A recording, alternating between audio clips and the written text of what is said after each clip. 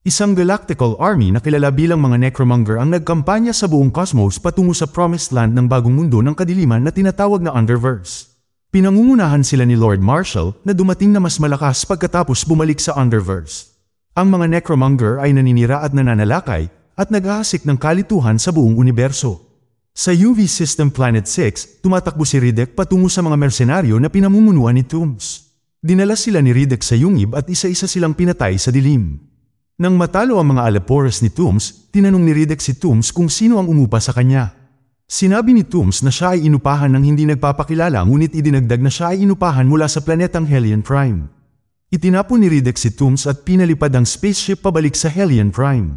Sa kanyang paglalakbay, nalungkot si Riddick na walang mapagkakatiwalaan, kahit isang banal na tao na kanyang iniligtas at itinuturing na isang kaibigan. Sa Planet Crematoria, itinutulak ng mga mersenaryo ang isang kahon ng bakal at pinilit ang babae na pumasok sa loob ng isang hawla.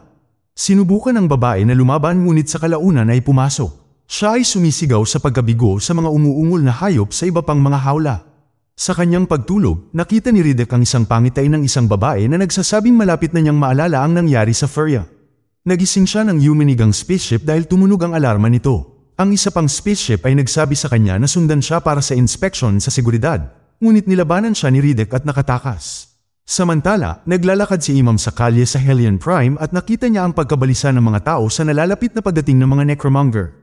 Umuwi siya para lang makita si Riddick na naisip na ibinigay ni Imam ang kanyang lokasyon sa mga mersenaryo dahil si Imam lang ang nakakaalam kung saan siya patungo. Ipinagtanggol ni Imam na hindi niya ipinagkanulo si Riddick ngunit dahil sa nalalapit na pagsalakay. Natigilan si Riddick sa kanyang pagsalakay nang mapansin niya ang anak ni Imam na si Ziza.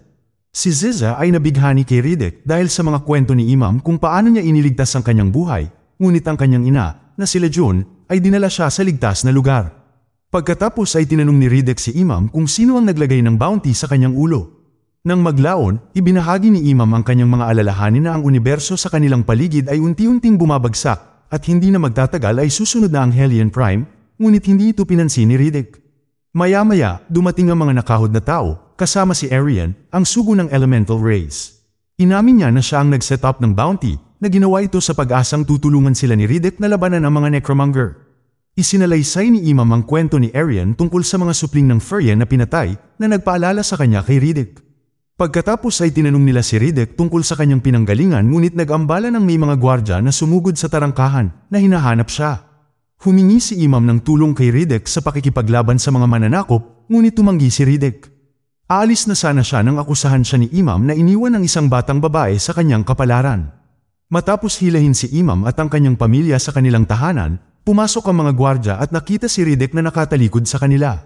Pinatay ni Riddick ang mga kandila na naging ganap na kadiliman ang silid. Nagpaputok ang mga gwardya, ngunit walang kahirap-hirap na pinasuko sila ni Riddick. Nang tumakas sa takot ang natitirang bantay, nagtanong si Riddick tungkol sa dalaga. Isinalaysay ni Imam na ang isang dalaga, na si Jack, ay hinahanap siya, ngunit siya ay nakakulong sa crematoria. Binalaan siya ni Imam na si Jack, na kinikilala si Riddick bilang isang nakatatandang kapatid, ay hindi siya mapapatawad sa pag-iwan sa kanya. Nilinong ni Riddick na lahat sila ay dapat na lumayo sa kanya bago umalis. Sa sandaling yun, dumating ang mga Necromonger at sinakop ang Hellion Prime habang pinapanood ni Riddick ang pagkawasak. Si Imam, ang kanyang pamilya, at ang iba pang mga mamamayan ay tumakas patungo sa kaligtasan. Ang mga sundalong Hellion ay nakikipaglaban sa mga eroplano ng mga Necromonger, ngunit mas maraming mga Necromonger ang bumaba sa lupa. Sa panahong ito, sinabihan ni Imam ang kanyang pamilya na magtago habang naghahanap siya ng isang ligtas na daan. Tinawag sila ni Imam, ngunit hinarang ng mga sundalo at ng mga Necromonger ang kanilang daan. Sinubukan niyang tumalon sa gitna ng labanan, ngunit hinila siya ni Riddick sa kaligtasan. Ang isang sundalo ay binaril ang isang Necromonger, ngunit habang siya ay bumabagsak, ang Necromonger ay inactivate ang kanyang sibat at naglunsad ng isang globo ng liwanag sa kalangitan na sumira sa lugar sa ibaba nito. Nang matapos na ang kaguluhan, nag-alok si Riddick na ilabas si Imam at ang kanyang pamilya sa planeta, ngunit balak ni Imam na dalhin ang kanyang pamilya sa isang shelter. Ginabayan ni Riddick si Imam at ang kanyang pamilya sa kaligtasan ngunit nagtago nang dumating ang isang pulutong ng mga gumagalang Necromonger na naghahanap ng mga nakaligtas sa pamamagitan ng mga heat signature. Tumakas si Imam upang ilihis ang atensyon ng mga Necromonger ngunit hinabol ng isang mandirigma na nagngangalang Ergon. Nang na-corner, ipinakita ni Imam ang kanyang sarili kay Ergon, tiwala sa kanyang kapalaran sa kabilang buhay. Si Riddick ay nagmamadaling natagpuan si Imam at nakita ang kanyang kwintas na puno ng dugo. Kinuha ito ni Riddick at natuklasan ang wasak na katawan ni Imam sa ibaba. Kinaumagahan, nagmarcha si Lord Marshall patungo sa kanyang bagong nasakop na lupain, inaasahan ang lalong paglakas ng mga necromonger. Si Commander Vako ay nanunood habang ang kanyang asawa, si Dame Vako, ay naglalakbay habang siya ay nasisiyahan sa pagbagsak ng planeta. Sinaway siya ni Vako tungkol sa kanyang lugar sa kanilang mga tao, at kumpiyansa niyang sinabi na ang kanyang lugar ay nasa tabi niya. Sa pagharap sa mga nakaligtas sa Hellion, idineklara ng Purifier kung paanong ang mga tao ng iba't ibang lahi sa universo na ito ay pawang naliligaw ng landas, at nilalayo ng mga necromonger na itama ang pagkakamaling ito. Hinimok niya silang magbalik loob upang matanggap sa paraiso na tinatawag na Underverse. Pumasok si Ergon na may nakaipit na tilim sa kanyang likod. Tinuro ni Lord Marshall ang kanyang malawak na hukbo, na ipinahayag na minsan silang katulad nila ngunit nagbalik loob.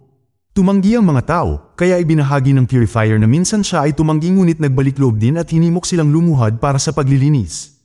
Ang isang lalaki ay nagpahayag na ang kanilang mundo ay puno ng iba't ibang mga relihiyon, at ang mga tao ay hindi maaaring pilitin na magbalik loob. Bilang tugon, kinuha ni Lord Marshall ang kanyang kaluluwa. Habang nasasaksihan nila ang pagpapakita ng kapangyarihan, lumuhad ang karamihan. Sa gitna ng karamihan, si Riddick ay nananatiling nakatayo at inihayag ang kanyang sarili. Inutusan siya ni Vako na lumuhad, ngunit tinanggihan ito ni Riddick at hiniling na labanan si Ergon, ang pumatay kay Imam. Pumayag si Vako at kumpiyansa na hinarap ni Ergon si Riddick at mabilis na pinatay ni Riddick si Ergon gamit ang tilim na nasa kanyang likod. Nabighani, lumapit si Lord Marshall kay Riddick at inalok sa kanya ang tilim na ginamit niya sa pagpatay kay Ergon. Pagkatapos ay inutusan niya si Riddick na tumungo sa mga quasi-dead, ang mga half-dead na telepath, at si Dame ay inakit siya at nagboluntaryo upang gabayan siya. Pagdating nila sa necropolis, dinala siya ni Dame sa gitna at umalis. Habang bumababa ang mga quasi-dead mula sa kanilang mga silid, naskan nila ang kanyang mga alaala kina Jack, Arian, at Imam. Nang sa wakas ay idineklara nila siyang isang Furian, inutusan ni Lord Marshall ang kanyang mga tauhan na patayin si Riddick. Walang kahirap-hirap na nakatakas si Riddick ngunit nahuli siya ng mga tauhan ni Tooms na natagpuan siya sa pamamagitan ng locator ng kanyang ninakaw na spaceship. Sa spaceship, iniisip ni Tooms kung sino ang magbabayad ng pinakamalaki para kay Riddick. Sinadya ni Riddick na iwasan ang iba pang mga kulungan at hinikayat si Tooms na ibenta siya sa bilangguan ng krematoria. Sa armada ng mga necromonger, nilapitan ni Vako si Lord Marshall na may pag-alit na kilos ngunit huminto nang bigla siyang lumingon. Nagulat siya tungkol sa landas ni Riddick na iniutos sa kanya ni Lord Marshall na sundan. Nagprotesta si Vako sa ideya sa paggamit ng spaceship na pandigma para maghanap ng isang tao, ngunit iginiit ni Lord Marshall. Sa kanilang silid, ipinahiwatig ni Dame na si Lord Marshall ay kalahati lamang ng mandirigma na si Vako, na nagpapahiwatig na si Vako ang dapat mamuno. Sinaktan siya ni Vako dahil sa kanyang kataksilan at sinabing nakikita ni Lord Marshall ang lahat. Binago ni Dame ang kanyang tactics at inakit siya habang binubulong niya ang kanyang halaga para sa trono. Sa tabi ng trono, nakita nila si Lord Marshall na tinatanong si Arian tungkol sa kinaroroonan ni Riddick. Kinikilala ni Vako si Arian bilang isang bihag, ngunit nagkomento si Dame na hindi ganun ang pagkilala sa kanya ni Lord Marshall. Hinimok ni Dame si Vako na sundin ang kanyang mga utos habang sinisiyasat niya kung bakit banta si Riddick kay Lord Marshall. Sa sandaling yun, dumating ang spaceship ni Tooms sa krematoria at bumaba sa mga bundok, na kalaunan ay bumangga sa isang kuweba. Inakay ni Tooms ang nakakadena na si Riddick pababa sa bilangguan, kung saan pinatay ni Riddick ang isa sa kanyang mga tauhan. Tumawa si Tooms dahil nabawasan ang mga taong makikihati sa kanyang bounty. Sa wakas ay nakarating na sila at sinalubong sila ng Warden. Ibinaba si Riddick sa bilangguan habang kinukuha ni Tooms ang kanilang bounty sa Warden, na nag-alok ng mas mababang presyo dahil ang kanyang bantay na si Anatoly ay itinuturing na problema si Riddick. Nang makarating si Riddick sa ilalim ng bilangguan, dalubhasa niyang pinalaya ang sarili at pinasuko ang isang manggagawa. Ang isa pang bilanggo ay kumilos upang salakayin siya ngunit itinapon pabalik gamit ang mga tanikala. Tinanggal niya ang kanyang goggles nang makita niya ang isang babae na may hawak na kadena ngunit napalingon siya habang papalapit si Gov. Isinalaysay ni Gov kung paanong ang isang convict ay marunong gumalang, ngunit ang isang preso ay magtataksil sa kanyang kapwa. Tinanong ni Gov kung alin doon si Riddick, ngunit sinagot niya na siya ay dumadaan lamang. Umalis si Riddick upang hanapin ang babae, ngunit tinambangan niya ito. Madali siyang pinasuko ni Riddick at tinawag siyang Jack. Inaangkin niya na patay na si Jack pagkatapos ay sinugatan si Riddick gamit ang isang tilim sa kanyang bibig. Ipinakilala niya ang kanyang sarili bilang Kira at pagkatapos ay tumalon sa ibabaw ng rehas. Sa kanilang spaceship para hanapin si Riddick, nilapitan ng Purifier si Vako at sinabing ang kanilang misyon ay maaaring pagsubok sa kanilang mga paniniwala. Galit na galit si Vako na sinusubukan ng Purifier ang kanyang katapatan, ngunit nilinaw niya na hindi ito ang dahilan kung bakit siya kasama nito. Balik tayo sa armada, tinanong ni Dame si Arian sa pinagmulan ni Riddick.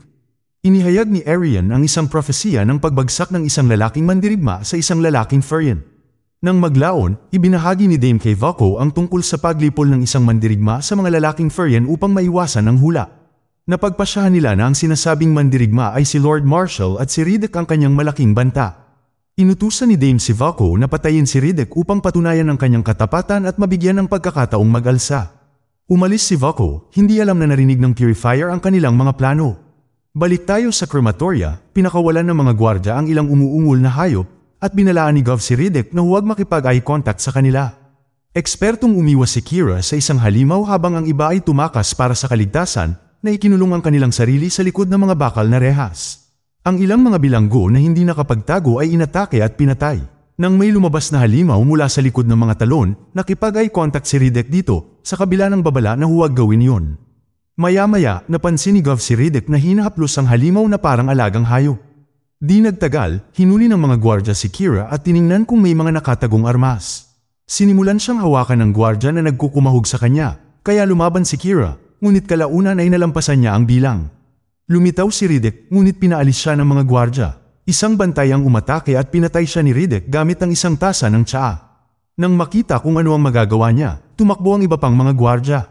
Nagkaroon ng mainit na pagtatalo sina Kira at Riddick nang ihayag ni Kira na nakipagkapatiran siya sa mga mersenaryo, umaasang matututunan ng kalakalan, ngunit nauwi sa pagkaalipin. Pinaalalahanan siya ni Riddick na sinabihan siya nito na manatili sa New Mecca habang siya ay nagtatago upang ilayo ang mga mersenaryo sa kanya, ngunit pumunta pa rin siya sa kanila. Bago maglakad palayo, pinatunayan ni Kira na wala siyang ibang kasama.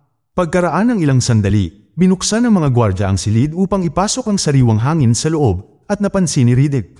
Sa tabi niya, kinwestiyon ni Gov ang kanyang pagkakakilanlan, ngunit sa halip ay ipinahayag ni Riddick ang kanyang planong pagtakas at inalok si Gov na sumama sa kanya. Sa itaas ng bilangguan, inalok ng Warden kay Tooms ang kanilang huling alok na presyo para kay Riddick. Nasiyahan si Tooms, ngunit naging tense ang kapaligiran nang ihayag ng Warden na papunta sa kanila ang spaceship ng Necromonger. Ipinagtanggol ni Tooms ang sarili na tiniyak niyang ninakaw sa kanila ang spaceship, ngunit pinagalitan siya ng Warden dahil sa pagnanakaw ng isang bilanggo mula sa mga Necromonger. Ang paghaharap ay nauwi sa isang putukan sa pagitan nila, at si Tooms ay nagpadulas sa lubid upang makatakas. Nang tumahimik na ang labanan sa itaas, umakyat si Riddick sa lubid at nakita ang imahe ng papalapit na spaceship ng Necromonger. Binuksan niya ang mga hawla sa ibaba at lumapit sa labasan ngunit nalaman niyang na-stuck ito. Dumating si Gov at ang iba pang mga bilanggo, ngunit ibinunyag ni Riddick na dinala na ng mga gwardya ang kanilang pera, tumakas, at hinarang ang pinto upang walang makasunod. Idinagdag niya na siya ay nagpaplano na gawin ng parehong bagay. Bago tumakas, ikinulong ni Riddick si Tooms sa isang hawla sa gitna ng mga hayop. Itinaas niya ang plataporma ng mga gwardya sa ibabaw, ngunit ang ibang mga bilanggo ay nag-aalala tungkol sa nakamamatay na sinag ng araw. Napagpasyahan ni Gov na maaari silang manatili sa ilalim ng gabi bago sumikat ang araw at makarating sa plane garage upang umalis sa planeta. Nakita ng mga gwardya si Riddick at ang kanyang mga kasama sa labas at napagtanto nilang papunta sila sa direksyon ng kanilang spaceship. Inilabas ni Anatoly ang kanyang sandata at itinuon ng pansin sa mga tumatakas na mga bilanggo, ngunit huminto nang hindi niya makita si Riddick. Sa itaas niya, inindayog ni Riddick ang kanyang sandata na sinalakay si Anatoly at nawala ng malay. Nagpalitan ng putok ang dalawang grupo hanggang sa mapilitang isara ng mga gwardya ang kanilang hideout para makabawi. Ang mga preso ay nagmamadaling pumunta sa mabatong bundok, ngunit bago pa man sila makarating sa tuktok, ang nagniningas na init ng araw ay paparating, kaya pilit silang nagtago sa likod ng mga bato. Nabigo si Kira na makahabol at napadpad sa isang sulok na nasisikatan ng araw. Umindayog si Riddick sa isang lubid upang kunin si Kira at bumagsak sa anino bago sila maabot ng apoy. Narating nila ang tuktok nang dumating ang spaceship ng Necromonger. Ang mga Necromonger ay naghihintay sa pasukan ng bilangguan nang ito ay bumukas na inihayag ang mga bantay. Nagpaputok ang mga gwardya nang si Riddick ay lumipad sa mga Necromonger. Sa gitna ng labanan, binaril ni Vako si Riddick na nagpahina sa kanya. Itinapon ni Kira ang sarili kay Vako, dahilan para mawalan siya ng balanse at ang kanyang sandata ay bumagsak malapit kay Gov. Tinangka ni Gov na abutin ito, ngunit napatay siya ni Vako. Lumuhad si Riddick habang dahan-dahang lumalapit si Vako at tinutukan siya ng baril. Ang babae sa kanyang paningin ay biglang lumitaw at idinikit ang isang kamay sa kanyang dibdib upang ibalik ang kanyang alaala sa pagkawasak ng Furion. Ang katawan ni Riddick ay nanginginig at habang ang mukha ni Lord Marshall ay lumilitaw sa kanyang memorya, siya ay nagpakawala ng isang malakas na pagsabog ng enerhiya na pinatumba ang mga necromonger. Muling sumiklab ang nagliliyab na apoy ng araw, kasabay ng paglipad ng spaceship ng mga necromonger sa ibabaw nila. Si Vako at ang iba ay tumakbo sa kanilang spaceship at sa isang huling sulyap kay Riddick, sinundan sila ni Kira na naniniwalang patay na si Riddick. Nagkamalay si Riddick nang makaalis na ang spaceship ng mga necromonger. Bigla siyang lumingon nang lapitan siya ng purifier, ipinaabot ang mensahe ni Lord Marshall na lumayo kapalit nang hindi na siya huhulihin. Idinagdag ng purifier na iuulat siya ni Vako na patay, nalilikha ng pagkakataon para sa isang stealth attack. Hinawakan ni Riddick ang purifier, tinanong kung nasaan si Kira. Sa halip, ipinahayag ng purifier na isa rin siyang Furion. Pinagsisisihan niya ang kasamaang ginawa niya sa ngalan ng isang pananampalatayang hindi sa kanya at nagbabala na si Kira ay daranas ng parehong kapalaran. Umaasa na tatapusin ni Riddick si Lord Marshall, lumakad ang purifier patungo sa nakamamatay na apoy ng araw. Sa Hellion Prime, pinuri ni Lord Marshall ang mga nagawa ni Vako. Nang lumabas si Lord Marshall, nagsisi si Vako na hindi niya dinala ang katawan ni Riddick, iniisip kung nakaligtas siya. Iginiit ni Dame na hindi sila magdududa kapag nagtagumpay siya, dahil ngayon ay naniniwala na sa kanya si Lord Marshall. Pagkatapos ay pinuntahan ni Lord Marshall si Arian at hiniling sa kanya na kumpirmahin na patay na si Riddick. Siya ay tumalikod sa kasiyahan nang sabihin ni Arian na malapit na niyang marating ang Underverse, na bigong makita ang misteryosong ngiti ni Arian sa kanyang likuran.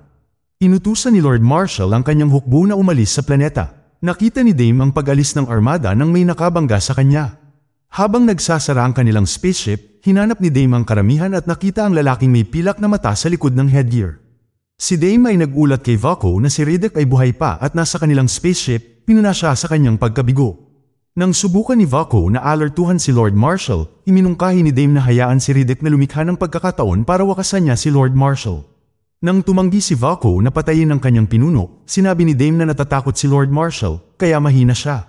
Iginiit niyang hayaan nilang tapusin siya ni Riddick para sa kapakanan ng mga necromonger dahil si Lord Marshall ay hindi nakarapat-dapat na mamuno at nakumbinsi nito si Vako. Sa paglabas ng armada, idineklara ni Lord Marshall ang panghuling protocol sa standby para sa kanyang mga utos.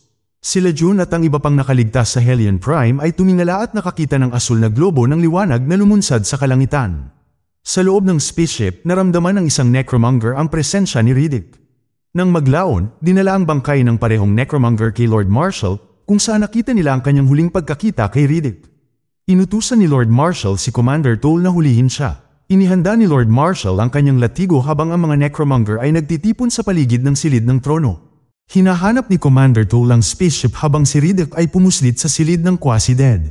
Pumwesto siya sa kabila ng pintuan ng silid ng trono, tulad ng dalawang necromonger na nagbabantay. Sinaksak sila ni Riddick at lumipad kay Lord Marshall ngunit natisod nang siya ay umiwas. Inutusan ni Lord Marshall ang kanyang mga bantay na tumayo, pagkatapos ay tumahimik si Riddick nang makita niya ang nanlilisik na mata na si Kira, na na-convert bilang isang necromonger. Hinimok ni Lord Marshall si Riddick na magbalik loob upang maiwasan ang kamatayan at bumangon sa Underverse. Nangako si Kira kay Riddick na lilinisin ng conversion ang kanilang sakit, at makikita nila ang Underverse, isang perpektong lugar para sa isang bagong buhay. Tinanong siya ni Riddick kung may malay ba siya, pero lumayo lang si Kira. Sa galit sa ginawa niya kay Kira, binato ni Riddick ng tilim si Lord Marshall. Nang makita siyang bumagsak, hinimok ni Dame si Vako na kumilos, ngunit naghintay muna si Vako. Si Lord Marshall ay tumayo na may tilim sa kanyang kamay, hindi nasaktan. Nagpakita siya ng astral projection at hinampas si Riddick sa lahat ng panig hanggang sa mapasuko si Riddick. Nilapitan niya si Riddick at hinugot ang kanyang kaluluwa, ngunit nabawi ni Riddick ang kanyang lakas at inatake siya. Si Lord Marshall ay humawak ng sibat at hamampes hanggang sa muli niyang mapasuko si Riddick. Nang makakuha ng isa pang sibat, sinakal ni Lord Marshall si Riddick ngunit sinaksak siya ni Kira mula sa likuran. Tumayo si Lord Marshall pagkatapos ay itinulak si Kira sa isang hanay ng mga spike na tumusok sa kanya. Inutusan ni Dame si Vako na kumilos habang si Lord Marshall ay sugatan. Lumapit si Vako at inutusang patayin si Riddick. Nang iswing ni Vako ang kanyang sandata kay Lord Marshall, lumabas siya sa kanyang katawan upang umiwas ngunit nasaksak ni Riddick sa ulo na iniwan si Vako na walang tinamaan. Sumigaw si Dame sa kawalan ng pag-asa habang si Arian ay nakangiti sa kasiyahan. Hinawakan ni Riddick ang naghihingalong si Kira hanggang sa malagutan nito ng hininga. Pagkatapos ay umupo siya sa trono na nagdadalamhati habang si Vako at ang natitirang mga necromonger ay lumuhad bilang paggalang. Dito na nagtatapos ang pelikula. Kung nagustuhan mo ito, huwag kakalimutang pindutin ang like button. At kung hindi mo ito nagustuhan, pindutin ang dislike button ng 2 beses para lang makasigurado.